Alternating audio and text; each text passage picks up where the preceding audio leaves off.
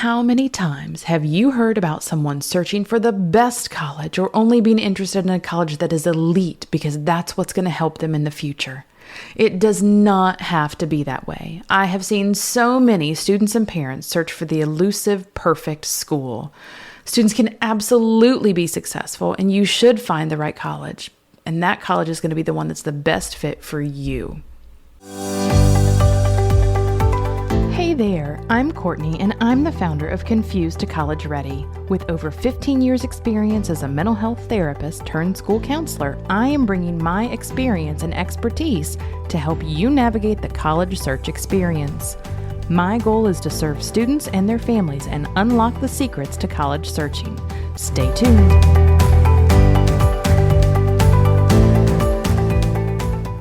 Your choice of college is absolutely an important one and is one that takes great consideration and a very considerable amount of your time. But there are also a lot of factors that are going to play into what is going to be the right college or school for you.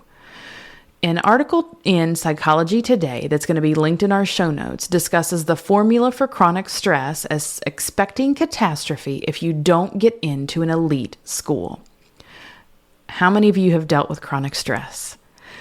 It's something that can happen to anyone. It doesn't single anyone out, and it is something that feels overwhelming. That chronic stress also has more risks for a person's long-term mental health. So, as both a mental health therapist and as well as a school counselor, I think it's so important for students and parents to be aware of the different challenges that you might face in different college settings. It's also going to be helpful for students to be aware of the stress levels that you're going to encounter in college. High school is stressful, and there is no doubt about that. As you go into college, you're going to have a different level of stress. The expectations are going to be higher. The rigor of the courses that you're taking is going to be more intense, and you're doing things without as much support as what you might have had in high school, because you are living on campus and you don't have your friends there who you've known for several years. You are dealing with a whole new world and adjusting to being on your own. So one of the things that I also want you to consider is if you're applying to that elite or perfect, and when I say perfect, that is the idea that some people think there is a perfect college. But the level of competition that students are going to end up having at an elite college is going to be higher than what they've been used to in high school. Because that elite college has all of these students who are very high performing that are coming in. That level of competition can then lead to even more stress than what you have dealt with before.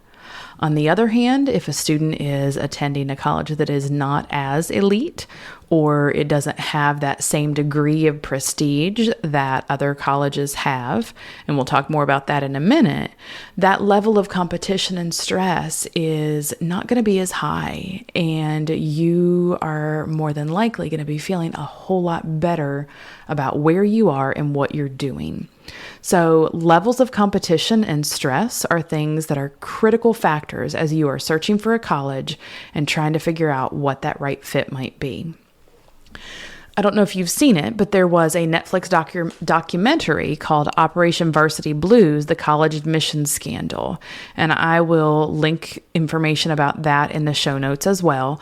But one of the things that they did, so this is the scandal that had quite a few people that had some legal trouble because they had tried some backdoor and side door ways of being accepted into those elite colleges. So in this documentary, there were multiple people who were interviewed, college consultants, test prep experts, former admissions officers, and many others that weighed in on these elite colleges. Why are those colleges so appealing to some people? And where does this idea of prestigious colleges come from? So Akil Bello, who is a test prep expert, actually talked about the criteria for college ranking. And he said that is often that it's based on a college's prestige. So what does prestige mean? John Reeder, who's a former admissions officer with Stanford, then spoke about how that word prestige actually means deceit.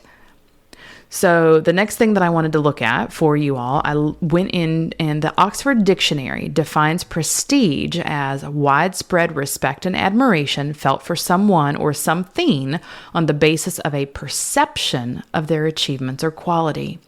So the perception of the college is not something that's going to be concrete. That perception can be fluid.